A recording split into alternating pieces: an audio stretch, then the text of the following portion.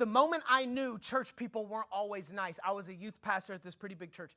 And we had this summer worship night, and I had to be there. I was on staff, right? I didn't grow up in church, anything like that. And so this was my first ever, I worked in a church. This was the first, I worked at the first church I ever went to as well. So I had never been to church, and we had to be there on time, all that, So I'm driving to get to the event.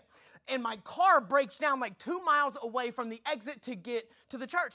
And so we're so close and we're such a big church. I just knew I would know people driving by. I'll just wait and I'll get them to help me or take me a ride, get me somewhere, whatever. And so I'm standing on the interstate. I'm just standing there. And I see this, they honk at me. And I'm like, hey. And they waved at me, hey. And then they drove to church. I went, you son of a... And then the next car drove by, and I noticed them, and they looked at me, and they're like, hey. And I'm like, hey. I'm pointing at my car.